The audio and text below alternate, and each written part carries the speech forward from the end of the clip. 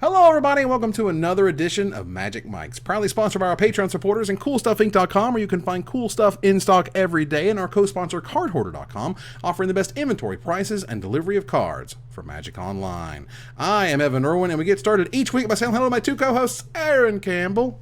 Happy Independence Day. Ruben Bressler. Happy birthday, America. You're welcome.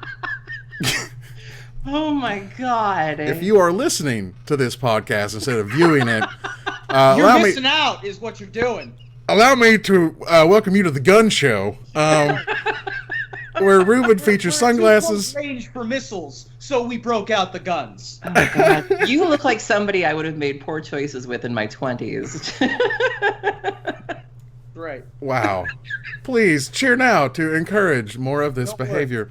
America Bressler is going to be co-hosting the show this week. Just to be clear, that's George Washington on your tank top. And what is on his hat? It says "Make America." He makes it. We're talking like a tank top.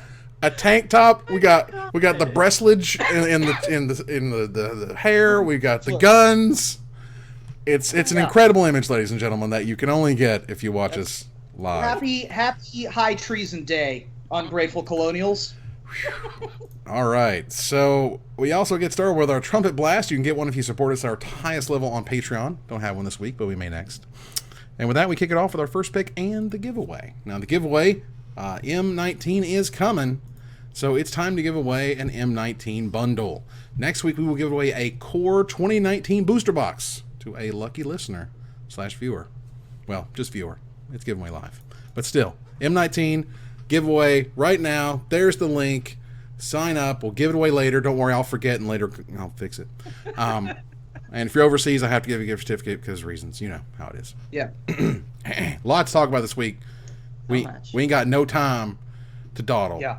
Let's get into it. There was a B and R update, a banned and restricted update, and life has changed forever. Oh my God, they finally did it. Effective July 6, 2018, Deathrite Shaman and Gitaxian Probe are banned in Legacy. It's a hard G. Is it a hard G? Is it like the It's graphics interface format. It's a hard G. It's a It's a hard G Gitaxian. because nobody wants a soft G. Am I right, ladies? Wow. That's right. Well, there you go, ladies and gentlemen. We have You want a hard G, you hit up America Bressler. Oh my God. Ladies and gentlemen. All right, let's look. It's the Aaron Campbell show now because our long, miserable winter is over and Deathrite Shaman is no longer in the format. How happy does that make you, Aaron? Oh my God. I was on a coach bus to Madison when the announcement broke. I was on my way to a testing center because I'm taking licensing exams for my new job. And I had tweeted something the night before. I had taken my version of the Lord's Prayer where it was, now I lay me down to sleep, an opening hand with lion's eye, a dredger, and faithless looting I will keep. And I had sort of made this prayer. And I've been doing variations of that for a while, and it never happens. And so I was on this Greyhound bus or this coach bus, Badger bus, if you will, for the Wisconsin folks out there, and my notifications just started ticking. I could see it from my lock screen, and I thought that was people telling me that it didn't happen, because usually people love to rub it in, and but then it kept going and going and going and going, and I'm like, did it happen? And so I opened up my phone, and my mentions just exploded, and it was Aaron, and I see the link, and I'm like, oh man. And so they did it, and it was really, really exciting. I was really happy about it, and I'm seeing a lot of people, I'm seeing a lot of creativity running through the Legacy community over the last couple of days. The Goblin players are excited. Yep. Obviously the Dredge people are brewing. The Storm players are already figuring out what they're going to do without Gitaxian Probe. And so I think this is a really good thing, despite my bias. I do think this was a very oppressive card. It really enables you to play these 4-color strategies with no drawback. When you can run Leovold, Kolaghan's Command, True Name Nemesis, Daze, and Wasteland in your deck with no downside, with very little downside, that's a problem. Colors should be a limitation in your deck, and the idea that it just didn't matter and that you could play all of these things, I think that's really fundamentally bad for for a format and for a game. Not to mention that it keeps aggro strategies away because you're just constantly gaining the life, and there's just no downside to that. And so I do think it's a really good thing overall. The probe thing I don't feel as passionately about, but it's been restricted in Vintage and it's banned in Modern. So clearly people have noticed the power level in other formats. So it really was only a matter of time before it affected Legacy. I am a little concerned, though, I have to admit, though, I do worry about what this might do to Reanimator, because there's been a very vast strain of Reanimator that's been warping Legacy for a while, to be quite honest. To where the black-red version? Yeah, to where certain forms of Graveyard Hitter is obsolete because they're too slow. I do worry that might continue to be a trend now. Like, I'm not saying that Deathrite was keeping it in check by any means, but I do think that that's something that should have been considered leading up to this, and I do hope it's something that's considered going forward, because it is having a warping effect on the format, and I don't think enough people are talking about that. Yeah, I mean, it seems like Goblin players were just losing their minds. Absolutely, let them have it. That's great, and I am super happy about it.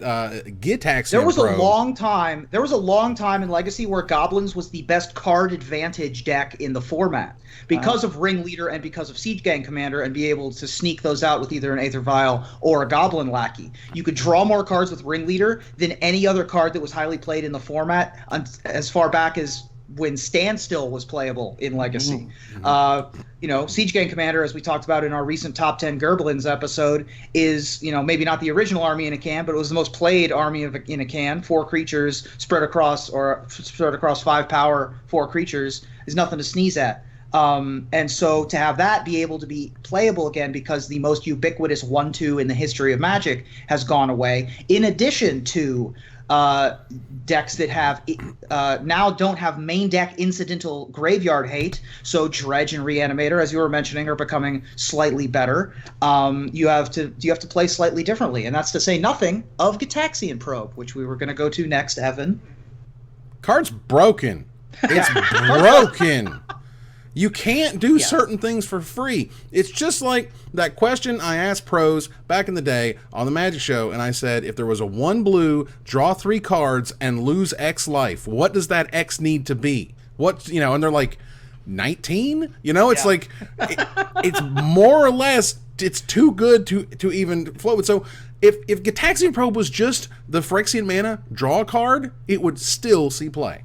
Yes, if nothing else, for free dredges or whatever, right? You didn't need the peak, but the peak is ridiculous. Yeah, the peak is ridiculous. Adds it actually removes some of the deck building possibilities from Legacy, because cards like, for example, Stifle are basically non-existent anymore, because those are significant. Days has seen a downtick in play. For example, those 4-color mid-range, even the Delver decks were not as nearly as reliant on Days as they used to be, because of the free peak that you got from Gitaxian Probe. There's an inherent thing in Magic of being able to represent or bluff. Leaving up 2 blue mana, even if you don't have Counterspell, is a trope in Magic from decades ago. The statement in the article says that Gitaxian Probe undermines the philosophy by removing some of the psychological and bluffing aspects of gameplay. And so having it be that ubiquitous and that powerful and that playable in all sorts of strategies of decks, I thought Gitaxian Probe was the more obvious bannable card, because of how overarching it was. Yeah. Phyrexian mana is broken. It's just Phyrexian mana is busted. There's just no two ways about it. If you give something for free, quote unquote, and paying life is free, you only lose when you're at 0. And if you're as long as you're above that threshold, whatever, it doesn't matter.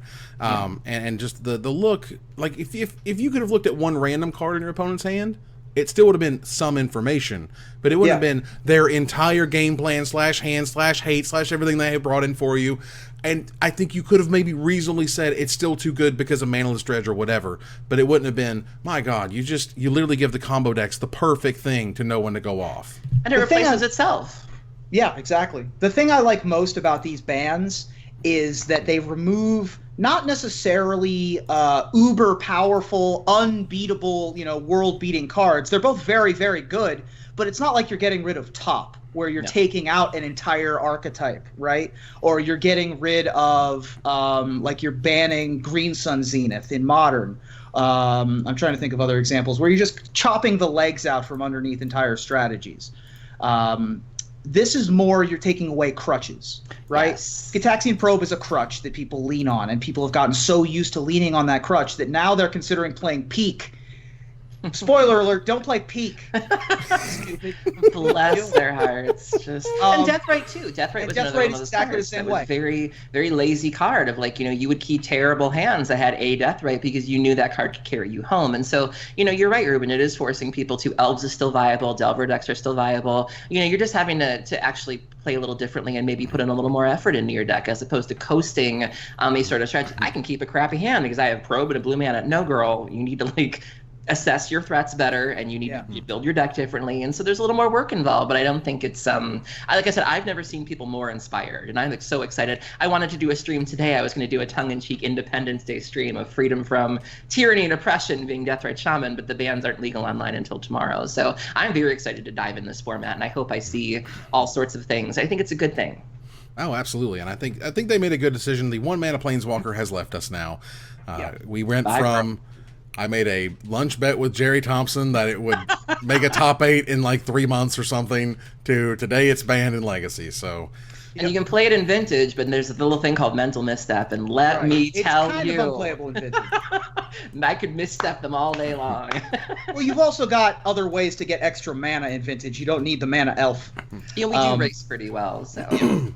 As for Standard, no bans. Obviously, people were clamoring for Chain Whirler to get out of here. How do you think about Modern?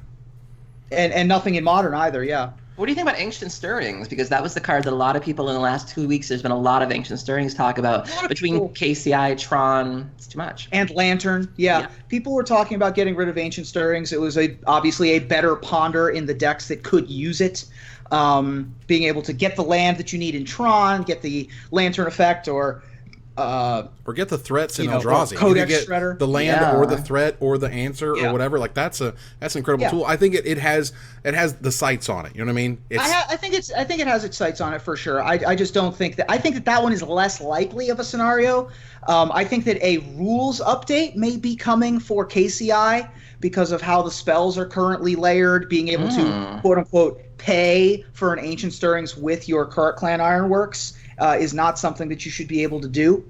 How do you do that? How do you so do that? In the ordering of how you cast spells, you pay for the cast in a different spot. It's like part 3 of 9 rather than be. So you can't respond to the paying of the cost of an Ancient Stirrings. Basically, it lets you loop your Scrap Trawler combo without being responded to.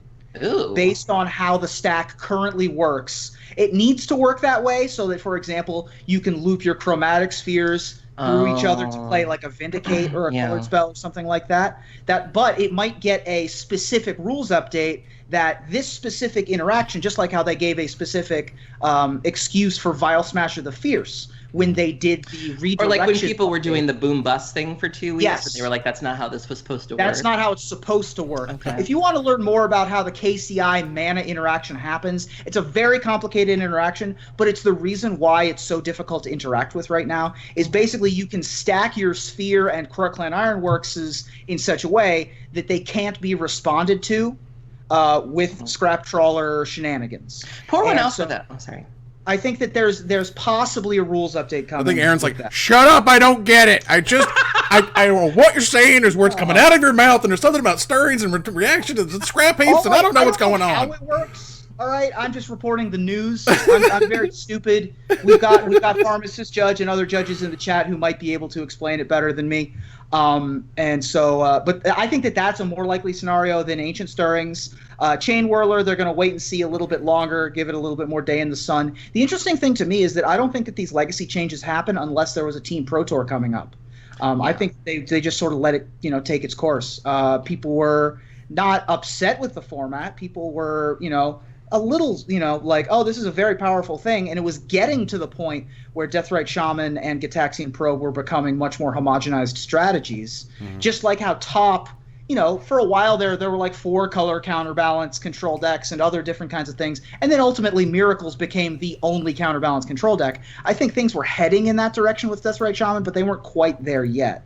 And so that's why they jumped the gun on that, I think, a little early, is because we have this Team Pro Tour that's going to be 1/3 Legacy coming up. My big gripe with this banned and restricted update is, as it always is for the last decade, no justice for Earthcraft.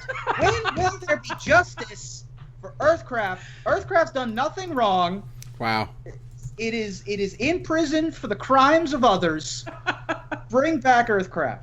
We need also pour one out for all the people who speculated on Stoneforge Mystic. You know, I think I'm one of the people who thinks Mystic is safe to unban. So I think we should be allowed to have a little bit more toys in Modern, but people were buying it out. I think they were going for what, $50, $60. I was seeing some crazy prices. Oh, there it was getting up there to like 70, 75. Yeah. Yeah, and so I think it's unfortunate for them that they lost that speculation. But I do think Stoneforge is fine. I do think there are other cards that might even be fine, and I just hope they continue to give us more toys. I think Modern is very sweet right now.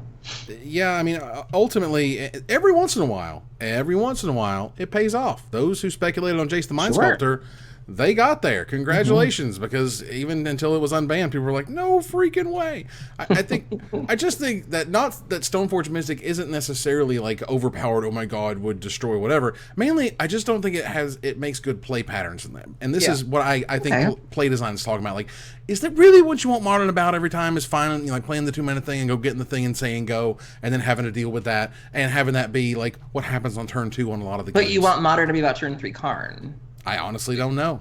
I mean, I'm not saying that's wrong. I'm just curious what they're comparing it to. Like, you're already able to do some pretty outstanding things, and so to say that that's too far, but to say that other things are fine, it's like, what metric are we going on here?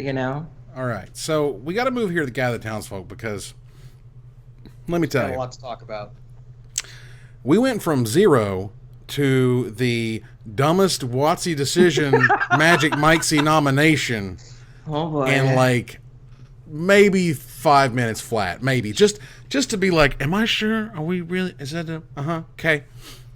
If you have not heard about this, first of all, good for you, because it's, where have you been? What's up? It's fine, because that's what we're here for. We're here to tell you what's going on.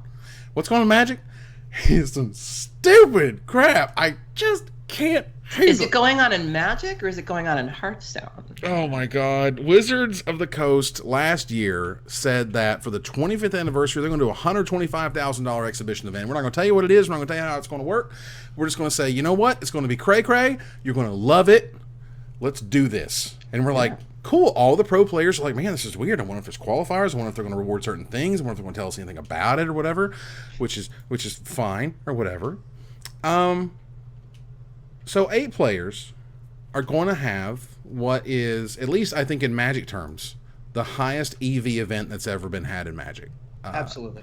The fact that this is a $125,000 event for 8 people, and hold on, it's for charity. Hold on. Oh boy. The $150,000 is not for charity. That's for the players. So what pray tell would the charity be getting? This would be Child's Play. Well, how about we invite 8 players, okay? And we have them open packs, 3 packs each of Beta, a pack each of Arabian Knights, a pack each of Antiquities, and 1 pack each of Legends. Rochester style, also known as the draft format that's dead, that we never play anymore.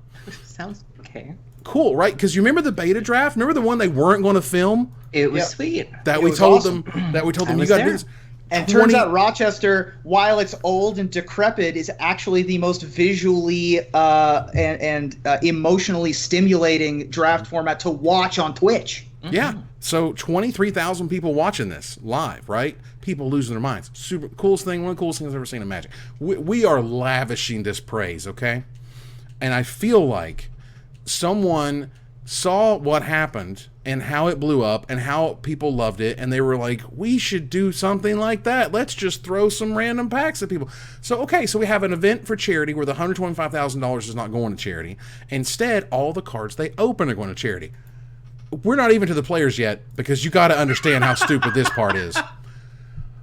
The charity is getting whatever the cards auctioned for. Now, we're opening packs of Beta. Okay, we're opening what could be a Black Lotus, what you could go get, pack fresh, go get it graded. That thing could be worth $50,000, $100,000, right? Or they could open up Life Lace, and it's worth nothing. And the charity gets a couple K, because the cards are good. Not saying the cards are bad. Maybe they get $10,000. Maybe they get $20,000 out of these cards, right? So you're trying to explain that the charity gets the money from the cards, but you can't, via company policy, explain that any of these cards have value. And I'm serious here. They literally can't say, wow, that is expensive. That is going to be worth money. There's a small car that we just opened on camera.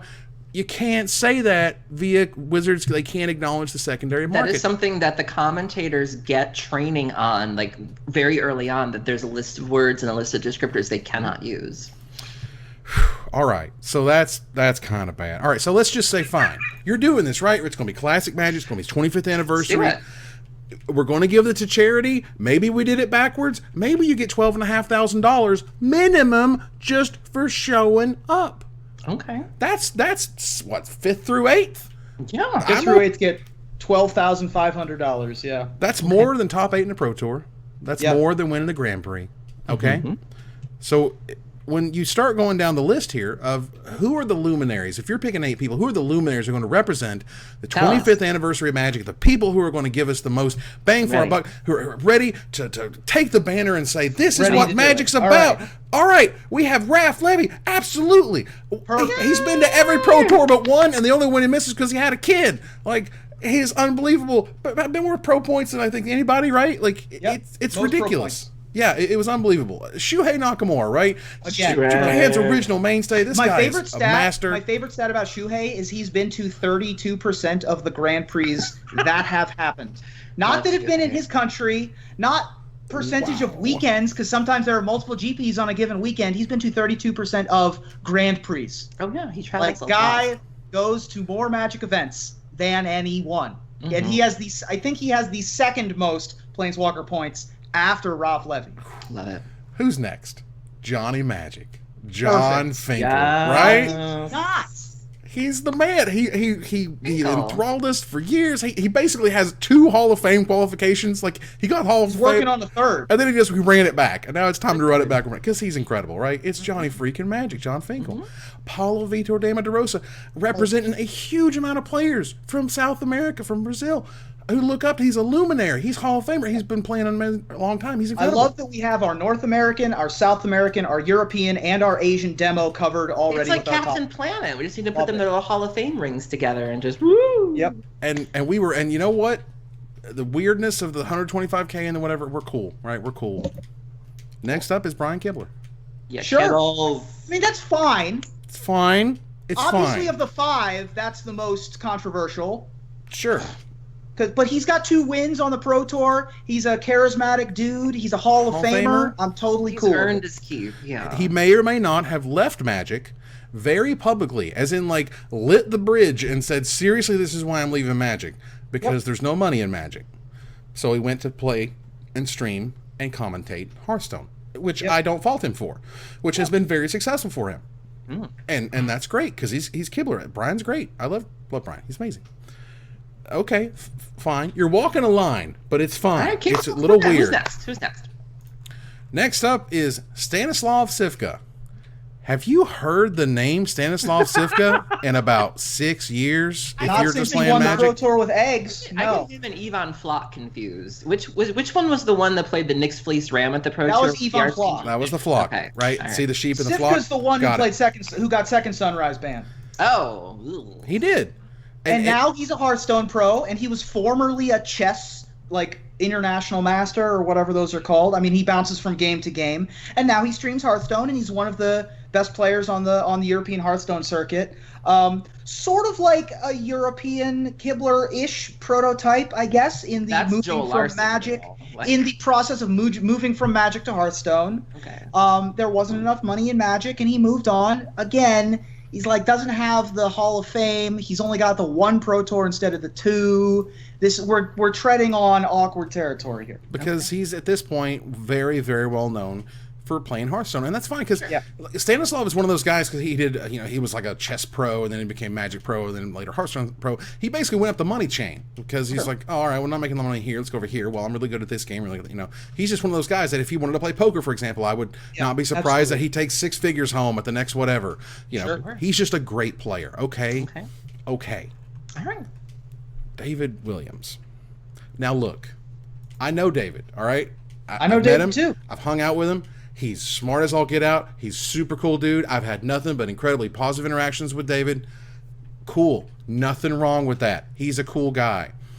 I'm not sure this is the choice for bringing in a poker generation, poker fans, poker followers to Magic. And we'll get to the exact reason why. But regardless, this one was weird.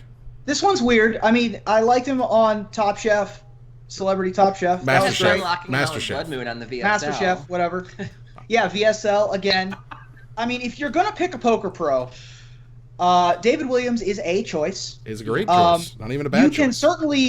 You can certainly find people in the poker community who have played and were big Magic names back in the day, who probably have similar results to Dave Williams. The name Brock Parker comes to mind. Mm-hmm. He won Pro Tour Boston on Huey Jensen and Matt Lindy's team, and he's also won several World Series of Poker bracelets. He's the only person who has done both of it. He's won a World Series of Poker Las Vegas bracelet and a Pro Tour. He's the only one. The only other player has won a World Series of Poker Europe bracelet, and that's Sigurd Eskeland, who's not playing either as far as I'm aware anymore. But Brock Parker was the name I thought of. Obviously, there's folks like Justin Bonomo or Scott Seaver, who are Magic folks who are top 10 all-time money winners in poker.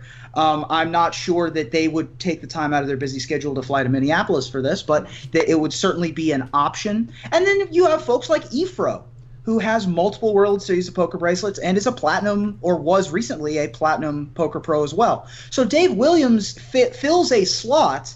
I'm not sure that he's the top of my poker Magic crossover list. All right. So then we have the piece de resistance, if you will, for the players, which is our friend Jason Chan, a.k.a. Amaz. And I want to be clear here. And again, this is what I was trying to get at when I was talking about David and or even Kilvin or Stanislav. I do not blame them by any means for doing this. You would be an idiot if Wizards called you up and said, we want you to do X, would you be okay with a min 12.5K payout? And you're like, yeah, okay. Of course you're going to say yes. Nothing against that. I don't hold anything against these guys at all. They didn't design this. They just said, here's the deal. You cool with it? And they said, yeah, absolutely. Anybody would. That's fine. But Amaz, whose Twitch name is literally Amaz HS for Hearthstone, okay, has been known for playing Hearthstone. It's how he got popular. He has been playing on the Pro Tour for a while. His first Pro Tour was Kyoto in 2017. He's been invited by Wizards as special invite, and for what it's worth, I don't give a crap about special invites at this point. Me neither. The whole point about Day 9 or whatever like that lived and died, and no one really cares, okay?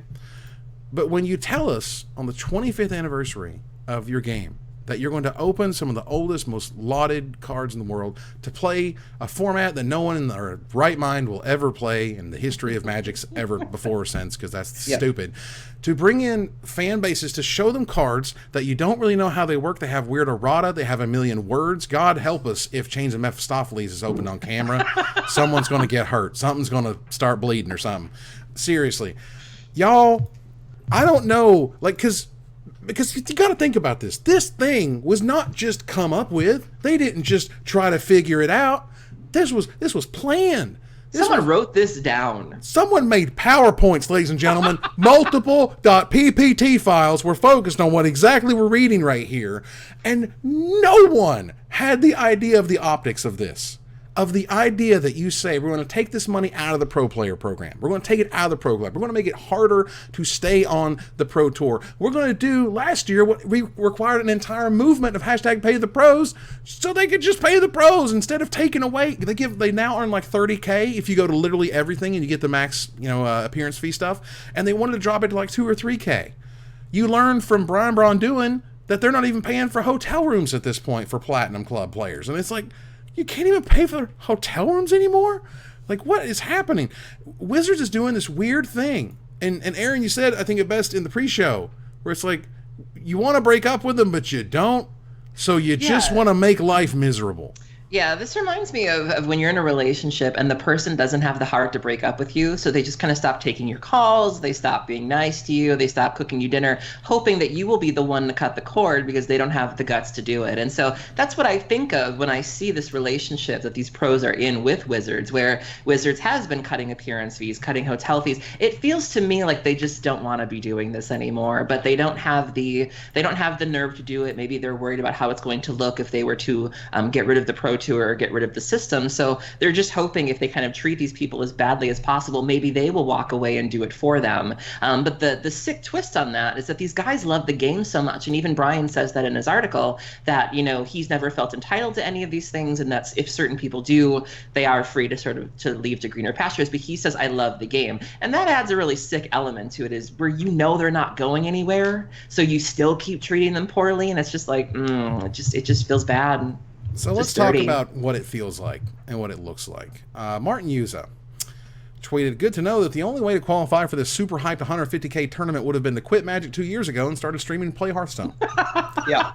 Whoop. That's a real thing. Matt Sperling, of course, with the Barbs. Yes. Look, it's not the simplest system, but I updated an existing diagram to help newer players understand the path to the Magic Pro Tour and beyond, in which he has the Magic for the Gathering Pro Tour player loyalty program that begins with 3,100 preliminary PTQ winners into the regional PTQ top 4, into the Pro Tour, into Hearthstone, into free money, into Hearthstone. Yep. When Sperling uses his powers for good, he really hits a nerve, and I love that. Yeah, he bites like few. And here was one that bites in a different direction. This one hurts.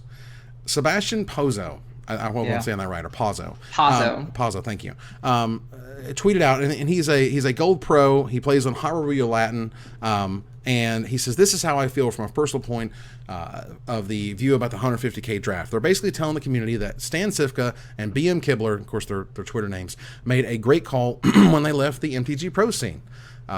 He won an online PTQ. He paid for his flight to Hawaii, which cost way more than he expected. He won $1,500 and an invite to the next. He played a Pro Tour Revolt to a worse finish, 10-6, which, by the way, is a fine finish, but no money.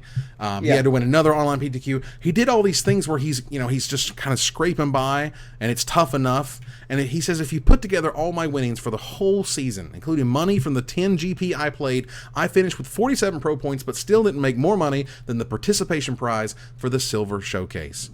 And he thinks it's natural for full-time Magic players to be upset about this, which I think they totally should. Wizards, if they didn't understand it, they need to understand it, that they slapped every person, every player who dedicates blood, sweat, and tears to this game. The Mike Sigrist, the Brad Nelsons, the people who are in there all the time, day in, day out, scraping by. You don't matter. Just go play Hearthstone. Go get famous over there. Sorry, go ahead. No, you first. Okay. I'm going to talk for a minute if you have something. No, you're good. Do the thing. Okay. I have lots of thoughts on this. I'm going to start out. So I want to separate two things here, because I think that having a promotional 8-player event or 16-player event or whatever, with, half of them being some of the most accomplished Magic players of all time, and half of them having at least some tangential Magic related something, but also being famous in their own right, and having that be an event is a great idea for Magic's 25th anniversary. I think they went about that in a slightly wrong way, inviting some of they slighted specifically Kai Bude and Gabriel Nassif. And Luis Scott Vargas, I think, are huge oversights and definitely should have been somewhere in this conversation. That's one thing. Next thought, I think having a Rochester draft with Arabian Knights and some of these old sets is a great idea. Fantastic. That is awesome, super cool, getting to do Rochester draft of those sets so that we see all the cards out on the table and we have that sort of pageantry and excitement. We saw that with the beta draft at Vegas. Another great idea.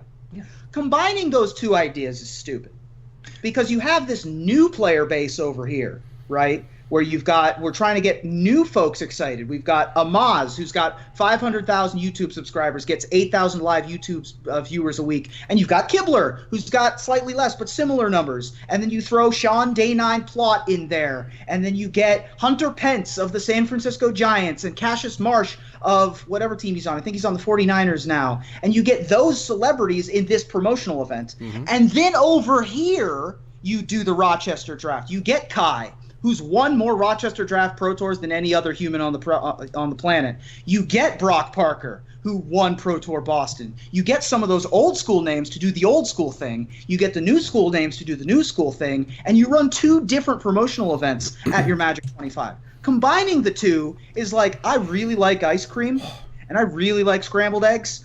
Don't mix them together. Like, that's gross. That's bad. That's just bad. That's your bad. I mean, I guess the other part of it is people... I think maybe some of it is that they misunderstood what one of the aspects that was so cool about the GP Vegas draft was that every player earned their spot.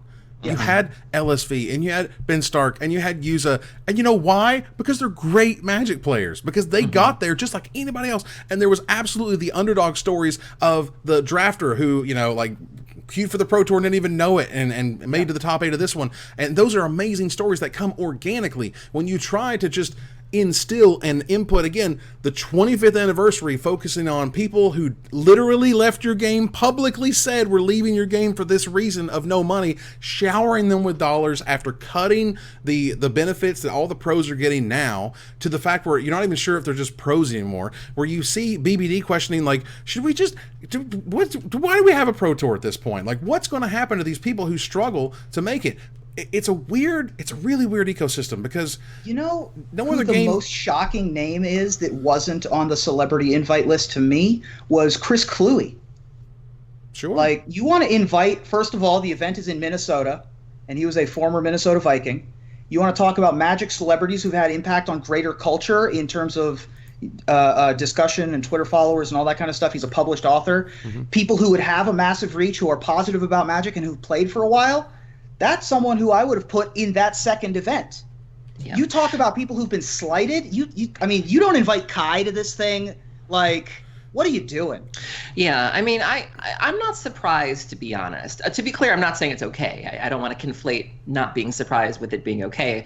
I'm kind of not surprised to see that Hearthstone is getting this emphasis, because Chris Cox is very focused on digital gaming and digital things, and it's not surprising to me to see that he might be neglecting the paper side of things, or that he might be leaning a little too far towards the digital, but that's what he was hired for. If we're being completely honest here, no shade. That's what he was brought on for. He's been open about that from the beginning. He's been open about the fact that, like, when you ask him about his gaming history, he'll give you like a little bit of paper history, but he's always been sort of focused on the digital. And again, that doesn't make it okay, but he's been very clear about what he stands for, what he wants to do. And so I'm not surprised that he's reaching a little too far into the digital cookie jar, because he's always represented himself as being, that's been his priority. Then he's never really. Then why in the world are they not playing MTG Arena, right? Like, is that? I don't know. I'm not.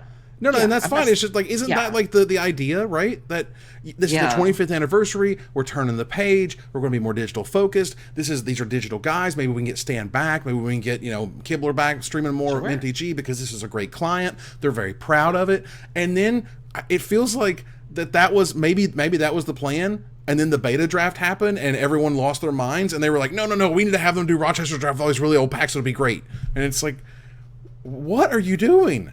Yeah. There was some feedback about that some people speculated that this might have been hastily thrown together because of how, I mean, and even then, like you said, the Rochester draft of Vegas was not originally part of the plan. This was something that the fans just happened to pick up on, and really there was really an increased demand for it. And so they threw that together very quickly. And some people speculated that this, if the Rochester draft was less than a month ago, that this was done in less than a month's time. And that might explain why it seems. No, this is definitely ordered from on high. Mm-hmm. They announced that they were doing something called the Silver Showcase with this $150,000 prize pool months ago, but they didn't tell us what. Yeah, like a year ago. They didn't tell us what the Silver Showcase was going to be until they announced this week, which is a lot. I want to quickly cut to Amaz real quick, because I don't fault him at all in any of this. I think that he has done swimmingly in all of this. Obviously, he works incredibly hard at his craft, and being invited to this is not his fault. And the fact that he is willing to jump games into a game in which not only is he less popular, but shows like ours are going to go after him about doing this thing, like, that's a good thing. And he likes Magic a lot. When he lived in Vegas at the Team Archon house, I went over to his house, and when we cube drafted a couple times, he loves Magic. He goes to GPs even when he's not a featured guy, and he's excited for this upcoming Pro Tour. Awesome. So I don't blame him at all in this. I want to make that very clear. I don't blame any of the folks who accepted invites here. Same. I think that it's just bad optics from Wizards of the Coast specifically, who set these people up in a very, very bad way. Sure. Wizards put them in, and I thought I was clear on that earlier for myself. Oh, yeah, of course. I just wanted to say it out loud right. again. But Wizards just had tone deaf, like, it's not even like tone deaf, it's just like deaf. It's like you're not even hearing anything of what you're doing or what you're saying or how it looks to the world. This feels very in character and in line with the Chris Cox regime, however, which is like, hey, there's Hearthstone money over there. Let's go get it in this bizarre fashion, right? Like, they've done a couple of decisions like this since they've sort of shifted their eyes onto that Hearthstone money, and this one has very clearly been ham-fisted. Don't get me started on, Hearthstone and Eternal and all these other games have clearly defined a model, and you're like, got a new wheel, guys. It's going to roll super good. That's so Wizards sometimes. It hurts me. And this kind of pivots in, because I want to keep moving here. We got stuff to talk about. Into Ben Stark was talking about the new quarter-by-quarter system. This is a really weird, in my opinion, hard to understand system of having to perpetually qualify within a certain window, but you can't qualify for the same thing twice. So before, where you could earn silver, you would work for the year to earn a silver ranking or whatever status, and then you could get like 2 invites out of that silver, and then throughout the year you could work back up to silver. You'd have 2 more invites. Well, now you'll get the 1 invite from silver, and you can't get silver again until a year after you've already gotten silver the first time. I think this was weird a year ago when we tried to explain it, because there was a big article by Elaine Chase, and she's like, here's what's changing, and here's your bullet points. And I'm like, those bullet points are weird, and none of this makes a whole lot of sense. And now that we're kind of in it, essentially you're seeing people going, like Shaheen Sarani saying, it's disastrous for people to try to remain qualified. He, along with a few of his friends, got gold for the first time and will lose it immediately after Atlanta, barring a killer quarter.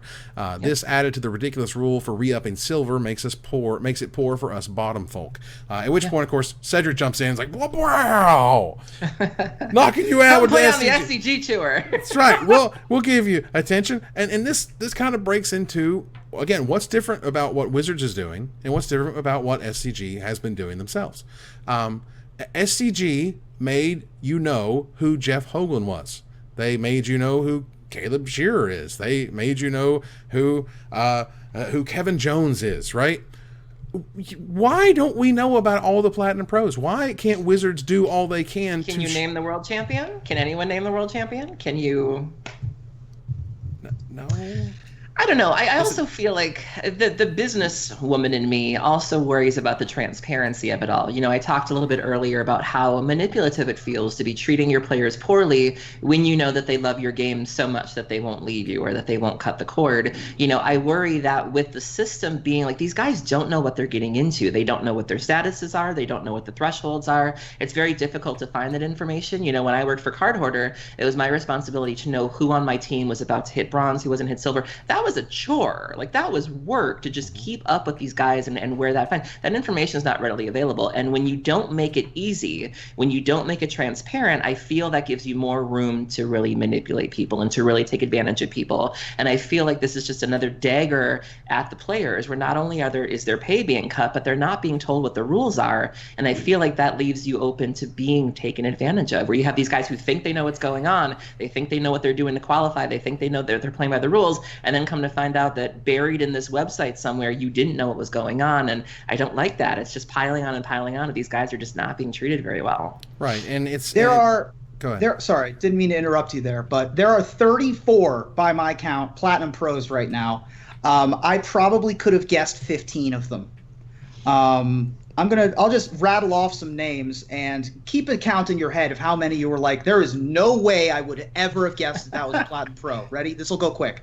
Mengucci, Brad Nelson, Brian Brown-Duin, Carlos Ramao, Christian Calcano, Dmitry Budakov, Eduardo Sajalik, Eric Froelich, Jerry Thompson, Gregor Kowalski, Javier Dominguez, John Rolfe, Josh Utter-Layton, Kelvin Chu, Ken Yukihiro, Lucas Esperberto, Luis Salvato, Luis Scott Vargas, Marcio Carvalho, Martin Juza, Martin Muller, Owen Turtenwald, PVDDR, Reed Duke, Sam Black, Sam Pardee, Seth Manfield, Lishi Chan, Shota Yasuoka, Steve Rubin, Tiago Saporito, William Jensen, Wyatt Darby, and Yuya Watanabe. How many of those did you know were going to be platinum? Like half?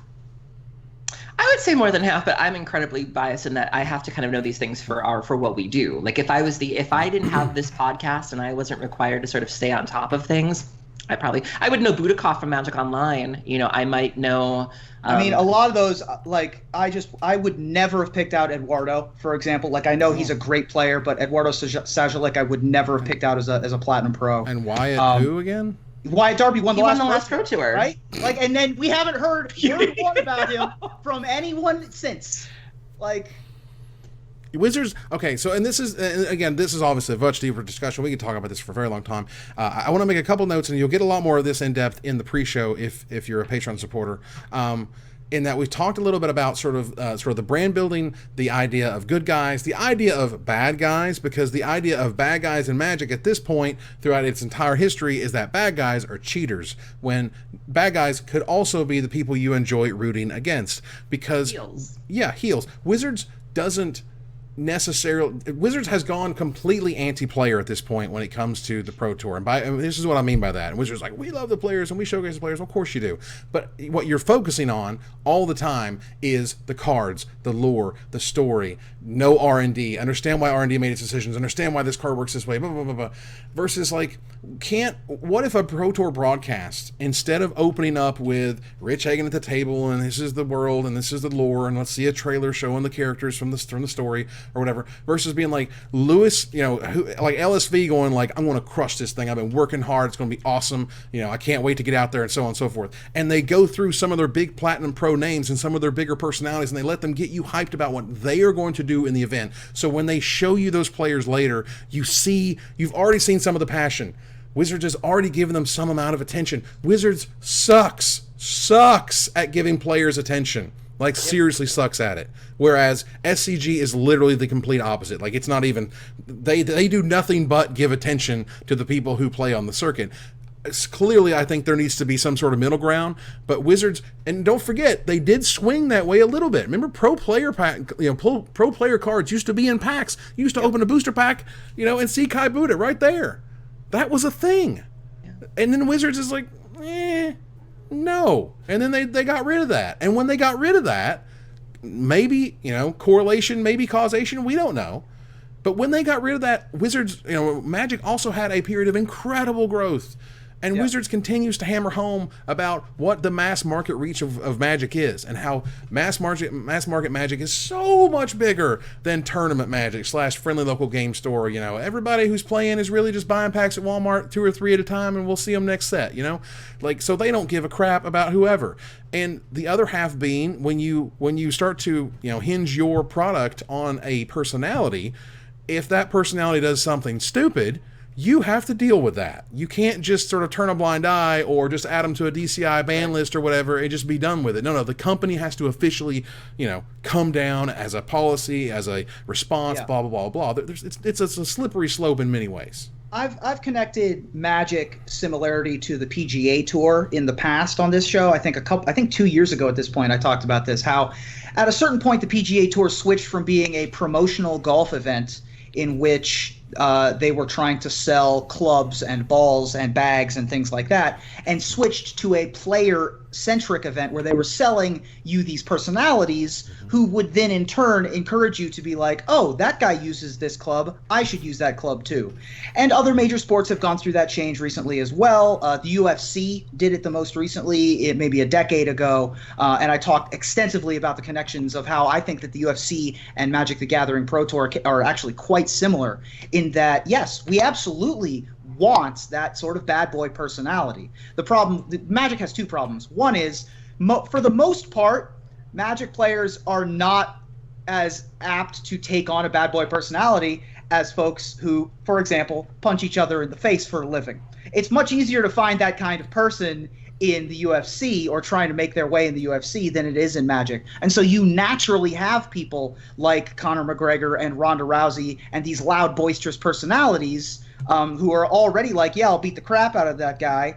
And in Magic, you don't have that as much. We have some of them, and most of them who would be happy to take on that personality or see the value in that as a media tool typically aren't at the tippy top of the echelons of the game. We've had pros in the past like Matt Sperling, I think would be a great type of heel personality that would be an interesting, charismatic, quote-unquote bad guy to have as sort of that style of end boss. He does have a Pro Tour top 8, but he's not this huge, overarching Hall of Fame level personality. And the folks that are that level that are close, your Patrick Chapins, your Owen Turtenwalds, the guys that we're happy to, who are like these big charismatic folks who aren't afraid to say, yeah, I'm the best in the world, I'm going to win this tournament.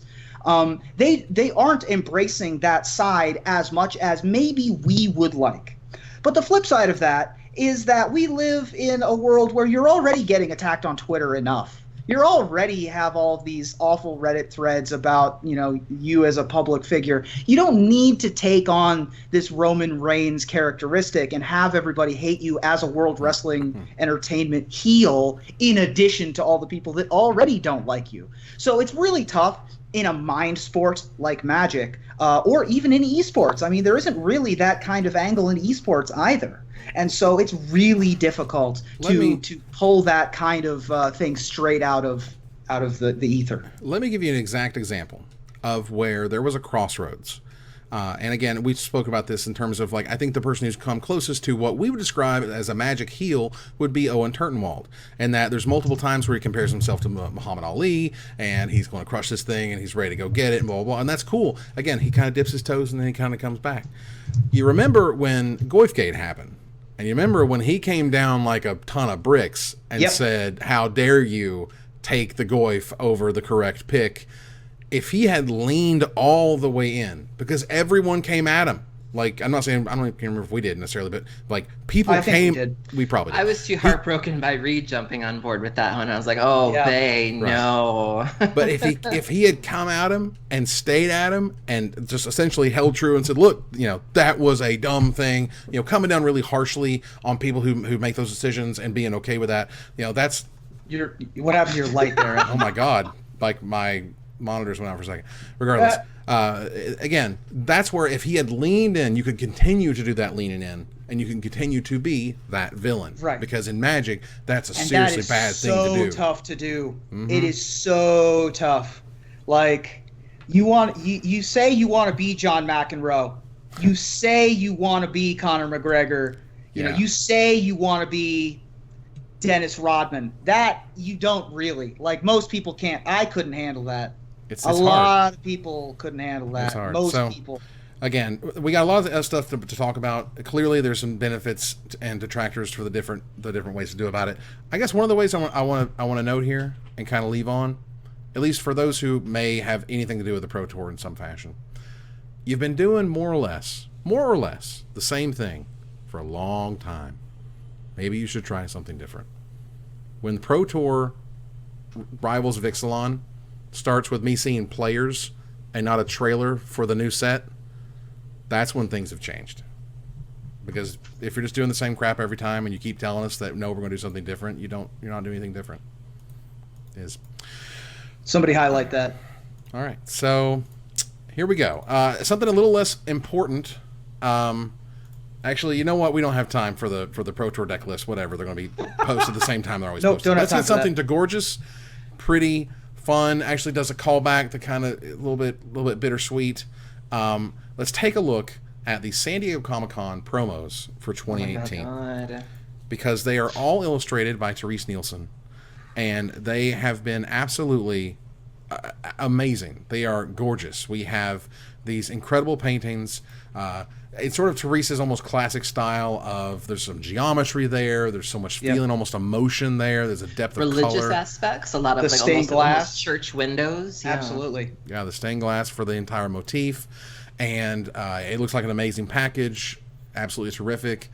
And then you look at Chandra Torch of Defiance and you go, wait, isn't that just like Christine Sprankle? And then isn't that actually Christine? And then you look at Fey Release in the background of the Nissa, and it's also Christine.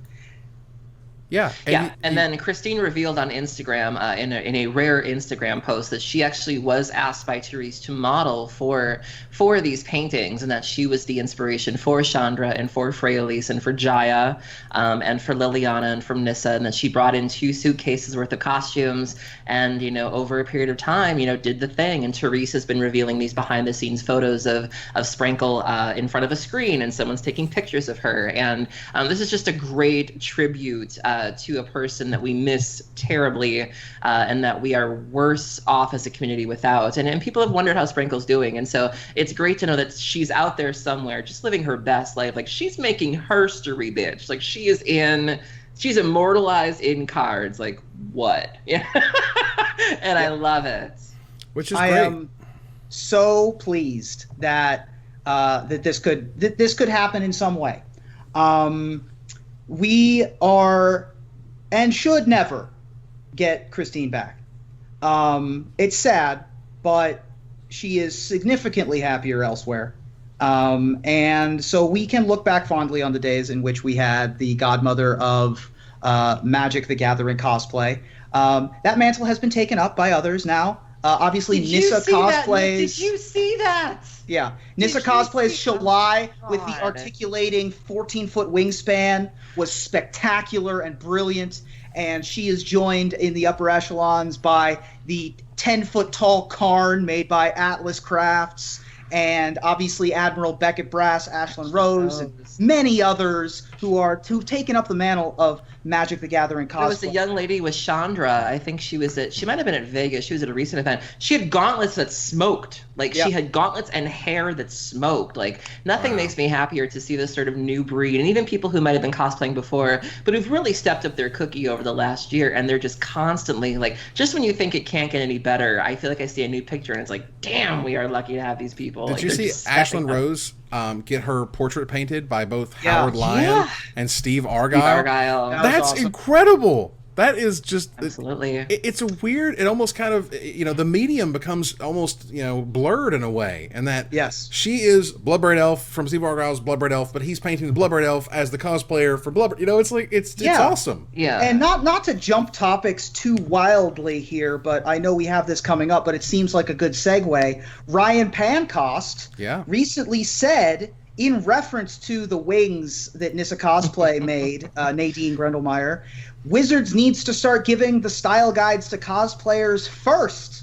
Then us painters would have good photo reference. Yeah. Which is exactly what happened with Therese and Christine in these Planeswalkers for SDCC. And I think it's a really interesting, unique idea that I'm totally behind. I know that cosplayers already get NDAs of one form or fashion ahead of time anyway, so I think that this is definitely the next logical step.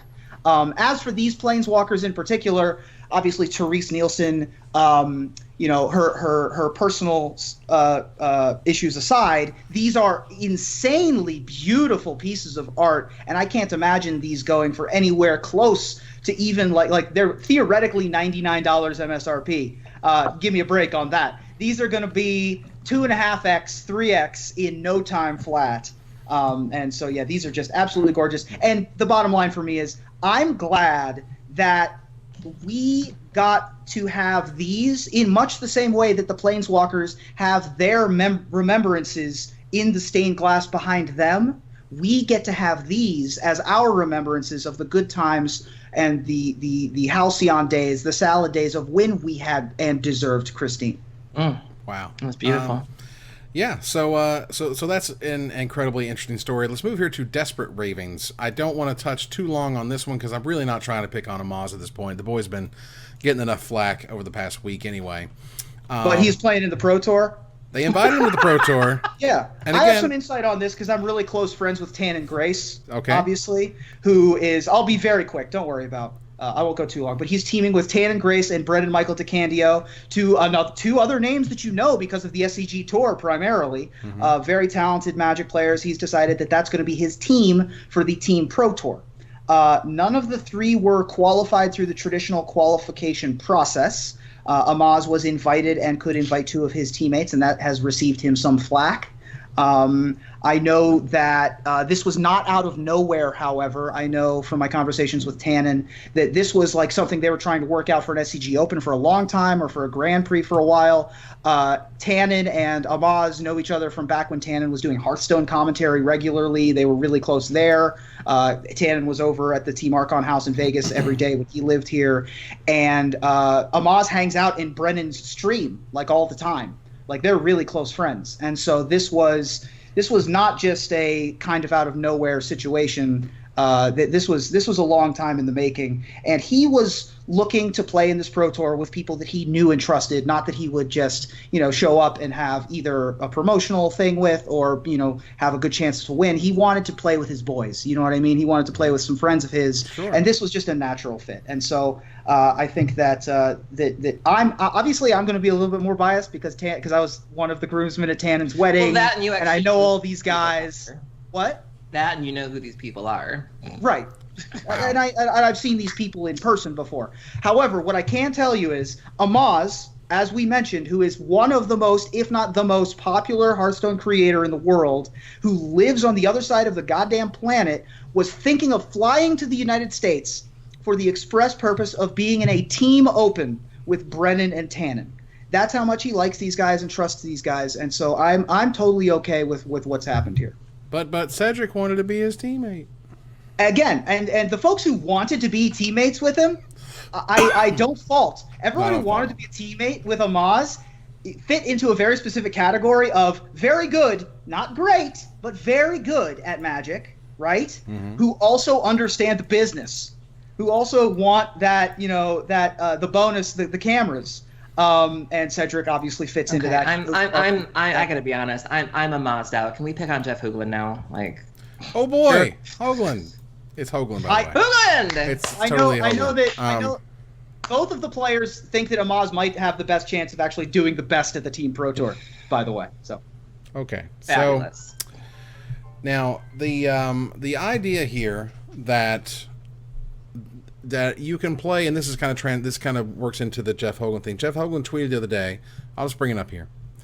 Something, rules against outside assistance while playing MTGO events, something, as Matthias plays a Magic Online Pro Tour qualifier with Sam Pardee. Now, there is, poking the bear, and then there's, slapping the bear in the face. Not only is it clearly expressly mentioned you shouldn't be doing this, he's streaming it, and in the stream name, name of the stream is MTGO PTQ with Sam Pardee. Yeah. This is... He's not wrong. This, to me, is incredibly egregious. This, to me, is like, Wizards, come on. If your rules mean anything, you have to enforce them, right? You understand that. Well, this kind of falls along the same line as when we had the ghosting discussion of are you, if this were to happen in a paper tournament, if you were to be standing over someone's shoulder, or if you were to have that information available, that would never fly. But the difficulty, and I think you mentioned, Evan, sort of the difference between ethics and morals, where right. Is it legal versus is it just sort of a personally wrong thing to do? Is it something you should be doing versus there being an actual law that restricts you from doing it? But one of the issues when it comes to Magic Online is how would you even enforce this? I'm not saying that I agree with Jeff here, to be completely clear, but kind of the same thing as ghosting, where there really isn't a rule that punishes people for it, and so it really becomes up to you as the person to identified that this is something maybe ethically you shouldn't be doing, ethics and magic, but kind of the same thing where how would we even begin to police this sort of thing? Would you suspend magic accounts? Would you do whatever? And is there a line, should you be allowed to? Because I've had my girlfriends on for like leagues and stuff. I mean, I think I had one friend on for a vintage challenge, but she didn't play Dredge. She was literally just there to like keep me company. I was the one making all the decisions. She plays Mud. She has no idea what my cards do. And so are there restrictions to that too? Like how much assistance that person can be giving you? The fact that they're even there, is that acceptable? What events? Can you play leagues or friendly drafts and have a person with you? There's a lot of questions around this, but most importantly, how would you even enforce it? I think the line is, if you're going to sit there and like rub it in their face. Yeah. I think the line is there video evidence? I think if you're streaming, that's an easy line to draw. Yeah, you can't rub like this in Wizard's face, in my opinion. Because at least sit off camera. At least this deserves the like, don't ever do this again, and that's a problem. And Did you guys see the vintage challenge that Rich Shea did one time where he had a room full of people? Like, bitch, there were couches, and those couches did not have before. A vacancy. I've seen those. Streaming, yeah. And get your buddies together and all play a cube draft or a challenge, though. Now, I've never seen it as a PTQ. That is another line. That's another line. That's a serious line. These are serious prizes you're playing for. And again, if you're at a real PTQ, you can't just have your buddies sitting there talking about your game the whole time. That's like, that's sacrosanct. That is a line you are not going to be crossing. That is a DQ, no prizes, get out of the building. We could ban you for 6 months for stuff like that. Where is the line, Wizards? Because right now there's no line. Right now, literally, we've become the Wild West in terms of people who can help you out doing things on your online products. And if they're okay with that, do nothing. I assure you, that is the message you are sending. Just like that one with the tournament that we talked about, the messages sending. We talked about those optics, guys. You want to run this little back again? Think about it, because that's what we're doing here. Just want to make sure we're clear. All right. The great and now late ManaDeprived.com will now have a new address, according to KYT Magic, Car Young Tom. 8 years ago, it's now going to have a new address of magic.facetofacegames.com. He said 8 years ago he started ManaDeprived.com and felt that it was missing a place where that would highlight the top players that his country had to offer. And this would be up in Canada. We had Alexander Hayne, of course, be a very popular Canadian player, to help sort of get those things going and moving that stuff along, and had their own Pro Tour team at one point, which is also, again, an accomplishment that not everyone can say they have. But now they're going to kind of be put into the fold of face-to-face games and kind of having all those resources kind of combined. And it's just one of those kind of end of an era sort of stories. Yeah, KYT really being one of the first people to see the potential in Canadian Magic and to create a home for Canadian Magic. A lot of Canadian players got their start writing for them, Daniel Fournier being one of them. I think Travis Sowers, I think Semulin started drafting there. Home of podcasts, the A-Team was found there for years and years. Heavy Meta got its start there. Matt... the young man, I can't think of his name, but Matt, he was doing coverage for a while. He had a show there too, and just a place where a lot of great content got its starting. Popular magic artist Durfington. Yeah, Matt Mendoza was the name I was looking for. Matt Mendoza, absolutely. He started a show with called, a couple of times, yeah. Yeah, I did a show with him there too, and so a lot of content creators got their start there. And KYT just being a generally good dude, you really don't hear about him, any shenanigans. He tends to keep his head pretty low and works very hard, and he just has an eye for good content and focuses on that. And so this is definitely a good thing. It says something about how successful the website is that it's being put with face-to-face, because I don't think they would have taken him on if the site wasn't doing very well. And so I'm happy for him. He's been working very hard for years and years and years. He's a good dude and cute as a button. I just love him. Awesome. Yeah. KYT is and I say it every time he pops up in the news, and particularly here, he is a formative Magic coverage pioneer. He doesn't get the play that he used to because he's moved on to other things. He's moved behind the camera, so to speak, a lot more. And he's also, getting older and retired from a lot of the stuff. Of course, things like the A-Team no longer around. But you cannot underestimate his impact on shows like this one, And my career in particular, I would say, I've always looked up to KYT as a content creator and producer, and all power to him going forward. And I think that this is this is not a good change or a bad change. This is a change, and change is not always bad. Yeah. So, and on the brand building thing, this is something I meant to mention earlier that I was thinking about that I Wait, wanted, on the what? On brand the building. Brain bone? Brand building. The idea that on the brain bone. It's like, wow, what the hell is that? Words are just exiting my face. It's getting late. Either way, I wanted to mention this, and I want to give this this is a freebie. Okay, I like coming up with products. I like coming up with things that you can make. You really do. This isn't something that you can.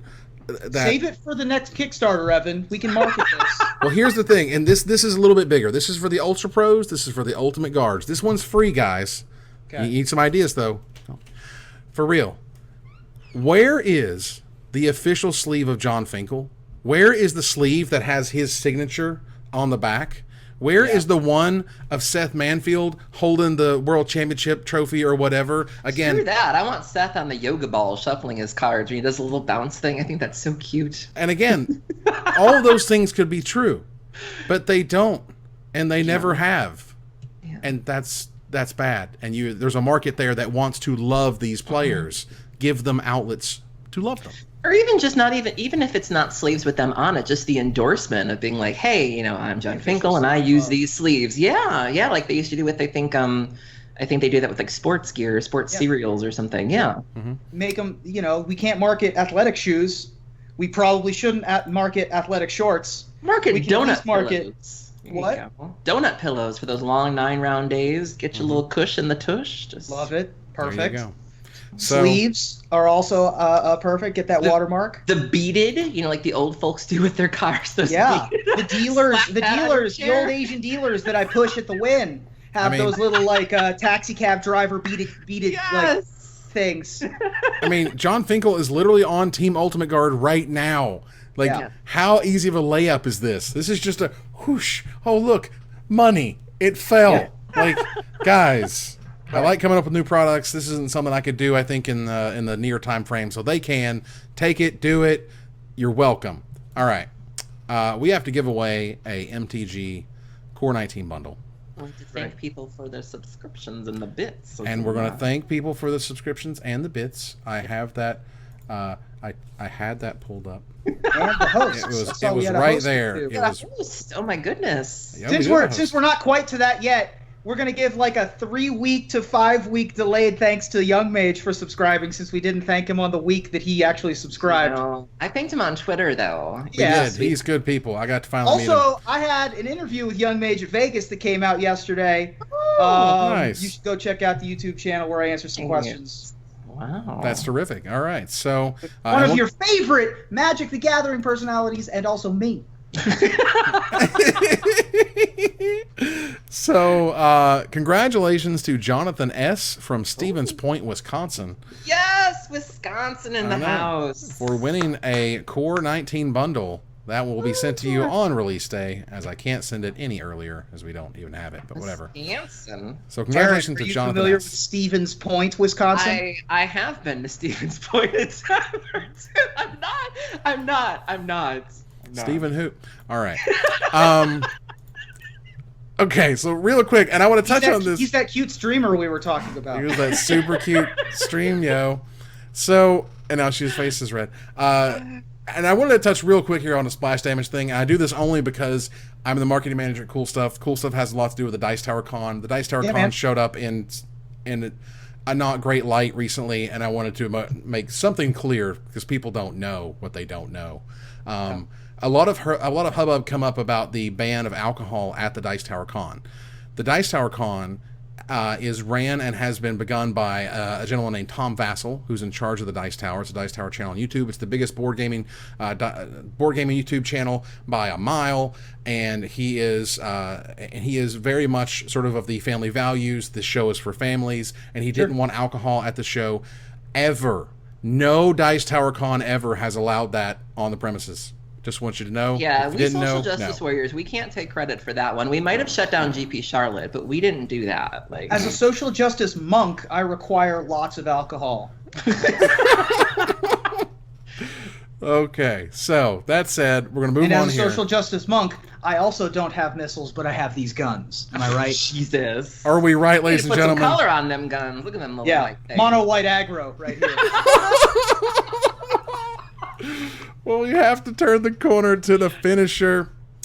This week, StarCityGames.com released their latest commentator tokens. You can see them on the screen right now. I will go ahead and put up the Patrick Sullivan token, which is of a 4/4 legendary dragon with flying. Nice. And here is the Matthias Hunt token, which is a 0/0 construct that Matthias Hunt gets +1/+1 for each artifact you control, aka the Karn Scion of Urza token. I love these. So that was a thing, and those are real. And let's see here. And while they are amazing in their own right, we need some more commemorating other popular Magic commentators. So in the future, which MTG talking heads would you like to see immortalized on future tokens, Ruben? Well, everyone who follows me on Twitter knows that I'm a huge fan of Cedric Phillips. So I'm looking forward to his City's Blessing because he's all about winning one for the land, or a royal-themed Monarch token because he's the world's biggest fan of the king, and as he no doubt found out recently, the crown can move across the battlefield from east to west from time to time. Hello. Hey-yo, that's an NBA thing. Did you That's get a, that? That's a National Basketball Association joke. That's incredible. Aaron. I need Hornet Queen tokens. There are so many queens out there. Maria Bartholdi, Gabby Sparks, Megan Wolf, Rachel Agnes. The list goes on and on. But the one who's most deserving of the queen treatment from a Magic coverage token commemoration perspective is my friend Emma Handy. Because as far as I'm concerned, she has the sharpest stinger. Hashtag Hornet Queens. Wow. Stinging. She is quite the sharp stinger. She on is. I'm Twitter. very proud of her, too. Sometimes I see her, and for a while she was on the wholesome train, but that's just gone completely out the window, and I love it. Yeah. I love how there are people in chat like, I don't get the NBA thing. And I'm like, I can't. If I tell you, if I explain it to you, It takes a while. You the gotta joke go is set it dead. up. and we'll bleed on the floor, and no one wants that. Well, look, I'm going to take it back, all right, guys? I'm going to take it way back to the early days of Magic coverage. I need an old border, an original border, 1/1 flying vampire token for Brian David Marshall. Because of the history of the clout and that wicked vampire Widow's Peak. Have you seen that thing? It is pow! It is wham! I don't have those because I'm bald, but pow! It's incredible! Marshall looking like he's going to star in Hotel Transylvania 3. Telling Did you see that somebody commented on your head stubble? Yeah, you got that 5 o'clock head shadow. It's a shadow, but it ain't. It's better. It's better than what I got going on. I'm getting a little sparse, but I'm still under the illusion that I can save it. It's okay. You know what I mean? I went through my baseball hat phase. It's Yeah, fine. someday. Yeah, hold on. Let me get my GP Vegas hat. Goes off this show super broy. There we go. Wow. Oh man, you broed so. Step You one. gotta get them hold glasses hold on. Step 2. Boom. Oh my So God. American. Woo. I'm declaring my own independence right now. Everybody wants the D, Declaration of Independence. Am I right, people? Why? You can't ban these fireworks. Oh, Check out goodness.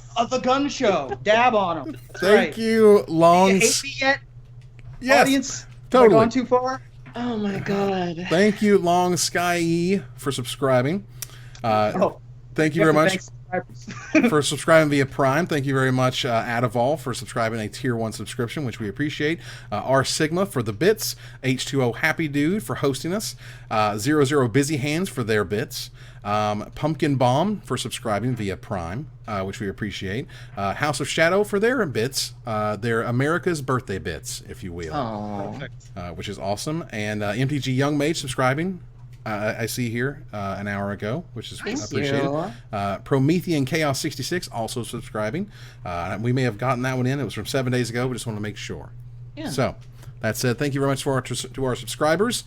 And that said, that ends another live episode of Magic Mics. Thank you for joining us here to discuss all things Magic. Thank you, Aaron. Thank you for having me. Thank you, Ruben. Happy birthday, America. Our final slide, ladies and gentlemen. All right. Well, I want to thank our sponsor, CoolStuffInc.com, our co-sponsor, CardHoarder.com, my co-host, Aaron Campbell, and Ruben Bressler. You guys for watching or listening. I hope you support us at Patreon.com/MagicMikes. Please follow, like, favorite, share, subscribe, tweet, do all the social things. I couldn't get through it. That tells people we exist. And vote. Vote in habits at different times Whenever throughout you have a vote near you, do your American duty and vote. Do your voting.